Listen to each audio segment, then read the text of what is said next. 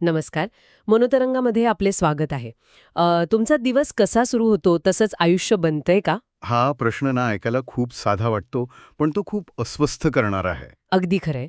म्हणजे मी स्वतःचाच विचार करत होते. आपण रोज सकाळी उठतो आणि पहिली गोष्ट काय करतो? अलार्म स्नूज करतो. हो, बरोबर. ते 5-10 मिनिटं आपण पुढे ढकलतो. म्हणजे तिथेच आपण आपल्या कामात चालढकल करायला सुरुवात करतो. आणि मग गडबड सुरू होते. हो ना? मग नुसती धावपळ. कामावर किंवा कॉलेजला जाण्याआधीच आपल्या डोक्यात इतका ताण असतो, लक्षच लागत नाही कशात. आणि त्यात भर म्हणजे आपला मोबाईल आणि सोशल मीडिया. अगदी. मध्येच आपण Instagram किंवा Facebook बघतो आणि इतरांच्या त्या चकचकीत आयुष्याशी आपली तुलना करत बसतो. ज्याच्यामुळे आपण फाजील विचार म्हणजे ओव्हर थिंकिंगच्या जाळात अडकतो. आपला आत्मविश्वास अगदी शून्यावर येतो. आणि हे सांगताना मला असं वाटते की ऐकणाऱ्या प्रत्येकाला वाटत असेल, अरे, हे तर माझ्याच आयुष्यात घडतंय. कारण ही आपल्या सगळ्यांचीच कथा आहे. आपण एका अदृश्य शर्यतीत धावतोय. म्हणूनच आज आपण या रोजच्या तणावातून बाहेर पडण्याचा एक सोपा मार्ग शोधणार आहोत. एका सखोल चर्चेतून आपण ॲडमिरल विल्यम एच मॅक्रेव्हन यांचं मेक युअर बेड हे पुस्तक समजून घेणार आहोत. आणि हो, हे काही फक्त सैनिकी प्रशिक्षण नाहीये. हे आयुष्याला दिशा देणारे धडे आहेत. आपण एका मित्रासारखं हे सगळं समजून घेणार आहोत. तर आपण सुरू करूया त्यांच्या पहिल्या नियमापासून, म्हणजे रोज सकाळी उठल्यावर सर्वात आधी आपला बिछाना किंवा आपला बेड आवरणे. हां, ऐकायला खूपच साधं वाटतं हे. हो ना? पण नेव्ही शीलच्या ट्रेनिंगमध्ये हे इतकं साधं नसतं. तिथे तो बेड एका विशिष्ट कोनात, म्हणजे त्याला हॉस्पिटल कॉर्नर्स म्हणतात, तसाच आवरावा लागतो. हो, आणि प्रशिक्षक येऊन त्याची अगदी बारकाईनं तपासणी घालतात. थोडी जरी चूक झाली ना, तरी मोठी शिक्षा मिळते. बापरे! पण मला सांगा, एखाद्याने आपला बेड आवरला काय किंवा तसाच विस्कटल्यावर ठेवला काय, त्याने खरंच काही फरक पडतो? म्हणजे विस्कटलेला बिछाणा म्हणजे विस्कटलेला मन, असं आपण म्हणू शकतो का? अगदी 100% म्हणू शकतो. याच्यामागे नाही खूप भारी मानसशास्त्र आहे. अच्छा, ते कसं? बघा, जेव्हा तुम्ही सकाळी उठून तुमचं पहिलं काम अचूकपणे पूर्ण करता, मग ते बेड आवरणं इतकं साधं का असेना, तुमच्या मेंदूला डोपामाइनचा एक डोज मिळतो. म्हणजे एक प्रकारचा आनंद मिळतो. हो, एक विजयाची भावना असते ती. तुम्ही मेंदूला सांगता की आजचं माझं पहिलं काम पूर्ण झालंय. आणि मग हीच एक छोटीशी कृती एका साखळी प्रतिक्रियेला म्हणजेच चेन रिॲक्शनला सुरुवात करते. अरे वाह! म्हणजे एका चांगल्या कामाने दुसऱ्या चांगल्या कामाची प्रेरणा मिळते. अगदी बरोबर. आणि विचार करा, जर तुमचा दिवस खूपच वाईट गेला असेल, सर्व काही चुकीचं घडलं असेल, तसे दिवस तर सगळ्यांच्याच आयुष्यात येतात. मग रात्री जेव्हा तुम्ही थकून निराश होऊन घरी येता, तेव्हा तोच व्यवस्थित आवरलेला बिछाणा तुमची वाट पाहत असतो. आणि तो तुम्हाला एक मूक आधार देतो. म्हणजे आजचा दिवस वाईट होता, पण उद्याचा दिवस नक्की चांगला असेल, अशी एक आशा मिळते. हो, कारण तो बेड तुम्ही स्वतः नीट केलेला असतो. आयुष्यातल्या छोट्या गोष्टी किती महत्वाच्या असतात याची ती जाणीव असते. हे खूपच छान आणि शांत करणार आहे. हं. पण पुस्तकात पुढे काही भयंकर शिक्षांचा उल्लेख आहे, हो. जसं की शुगर कुकी आणि सर्कस. हो, या शिक्षा शारीरिक नसून मानसिक जास्त असतात. मानवी संयमाची परीक्षा असते ती. म्हणजे बघा ना, शुगर कुकीमध्ये काय होतं, विद्यार्थ्याचं युनिफॉर्म एकदम कडक इस्त्री केलेला असतो, सर्व तयारी चोख असते, पण तरीही प्रशिक्षक जाणीवपूर्वक काहीतरी बारीक चूक काढतात. आणि मग कपड्यासकट समुद्राच्या थंड पाण्यात भिजून वाळूत लोळायला लावताय. हो, आणि वाळू अंगाला चिकटली की तो विद्यार्थी एका साखरेत घुळवलेल्या कुकीसारखा दिसतो आणि दिवसभर त्याच ओल्या अंगाला टोचणाऱ्या कपड्यांमध्ये राहावं लागतं. पण मला इथे एक प्रश्न पडतोय. कोणता? जेव्हा आपण सगळं काही बरोबर करतो, प्रामाणिक मेहनत घेतो, तरीही नशिबाने आपल्याला शिक्षा मिळते, तेव्हा माझ्यासोबतच असं का, हा विचार का येतो आपल्या मनात? कारण आपल्याला वाटतं की आयुष्य नेहमी न्याय्य म्हणजे फेअर असावं. पण सत्य हे आहे की आयुष्य कधीच न्याय्य नसतं. हे पचवायला थोडं जग जातं. हो ना. कधीकधी आपण सर्वोत्तम असूनही आपण शुगर कुकी बनतोच. पुस्तकात मोकी मार्टिन यांचं उदाहरण आहे. अच्छा, कोण होते ते? ते एक अत्यंत तंदुरुस्त आणि उत्कृष्ट सील अधिकारी होते. पण सकाळी सायकल चालवताना एका दुर्दैवी अपघातात त्यांच्या कमरेखालील भागाला अर्धांगवायू झाला, पॅरालिसिस झाला. अरे देवा, हे तर खूपच अन्यायकारक आहे. त्यांची तर काहीच चूक नव्हती. हो, पण त्यांनी कधीच नशिबाला दोष दिला नाही.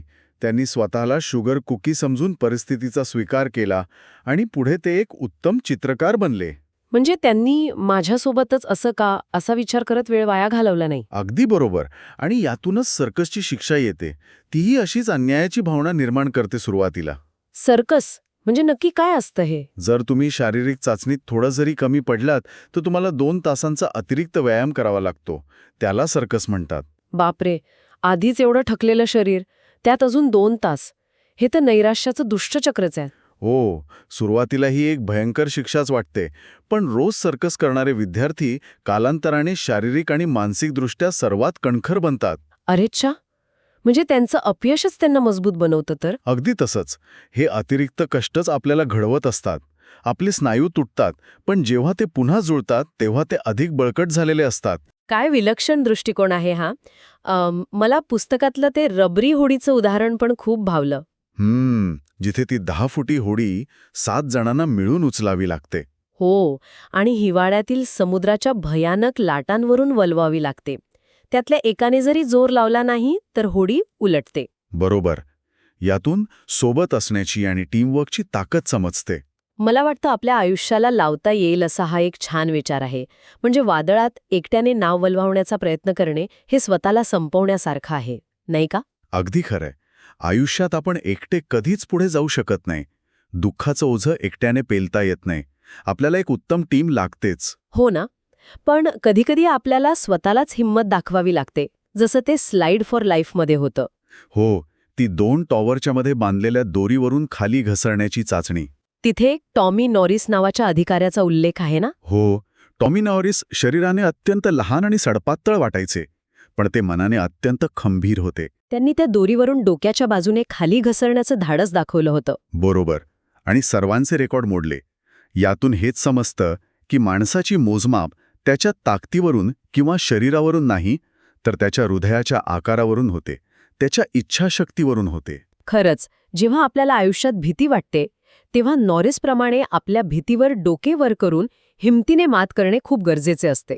आणि हिमतीची सर्वात मोठी परीक्षा असते ती हेल वीकमध्ये. हो, तो नरकाचा आठवडा. त्यातला तो चिखलाचा प्रसंग वाचून तर माझ्या अंगावर काटा आला. 15 तास त्या गोठवून टाकणाऱ्या चिखलात उभं राहायचं. थंडी, वारा आणि काळा कुट्ट अंधार. आणि त्यात प्रशिक्षक सतत सांगत असतात की हार माना आणि गरम कॉफी घ्या. पण अशा भयानक परिस्थितीत एक विद्यार्थी चिखलात उभा राहून चक्क गाणं गाऊ लागतो. बेसूर का असे ना, पण तो पूर्ण उत्साहात गातो. आणि त्याच्या त्या एका आवाजामुळे सर्वांना आशा मिळते. बघता बघता सर्वजण त्याच्यासोबत गाऊ लागतात. हीच आशेची ताकद आहे. आशा ही जगातील सर्वात मोठी शक्ती आहे. चिखलात असताना गाणे गाणे म्हणजे भयानक परिस्थितीतही स्वतःला सकारात्मक ठेवणे. अगदी खरंय. पण त्याच स्थळावर एक पितळी घंटा पण असते ना? हो, द ब्रास बेल. ती घंटा वाजवली की सर्व कष्ट संपतात. गरम कॉफी मिळते, पण तुम्हाला कायमची हार पत्करावी लागते. बरोबर. तुम्ही ट्रेनिंगमधून बाहेर फेकले जाता. मला हा विचार अस्वस्थ करतोय की आपल्या आयुष्यात ती घंटा कोणती आहे, जी वाजून आपण आपल्या स्वप्नांचा त्याग करण्याचा विचारत असतो. खूप खोल आणि महत्वाचा प्रश्न आहे हा. पुस्तकात जॉन केली आणि रेंजर बीट्स यांचं उदाहरण आहे.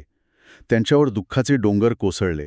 एकाने मुलगा गमावला, एकाने पाय गमावले. बापरे. पण त्यांनी कधीच ती घंटा वाजवली नाही.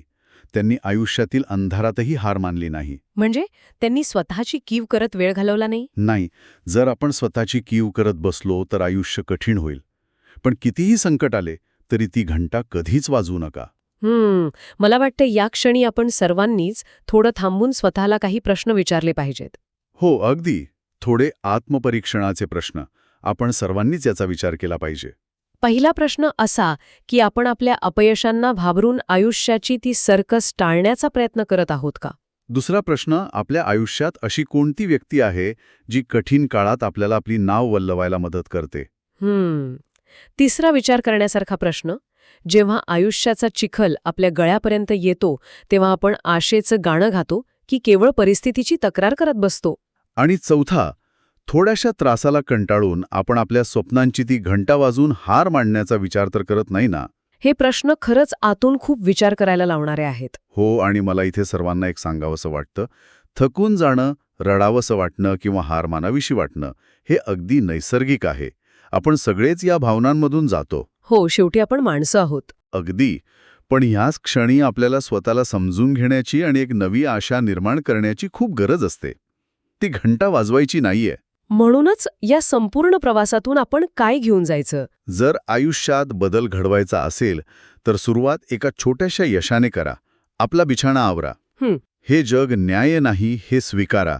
अपयशातून शिका, मदतीसाठी हात पुढे करा आणि कितीही गडद अंधार असला तरी स्वतःतील आशेचा किरण विझू देऊ नका. अगदी बरोबर. आणि जाता जाता मला एक शेवटचा विचार मांडावासा वाटतो. आपण नेहमी विचार करतो की माझ्या एका निर्णयाने काय होणार आहे. पण आपण आज घेतलेला एक छोटासा निर्णय किंवा दाखवलेली थोडीशी हिंमत केवळ आपलेच नाही तर आपल्यानंतर येणाऱ्या पिढ्यांचेही आयुष्य बदलू शकते. नक्कीच. उद्याची सकाळ एक नवी संधी आहे.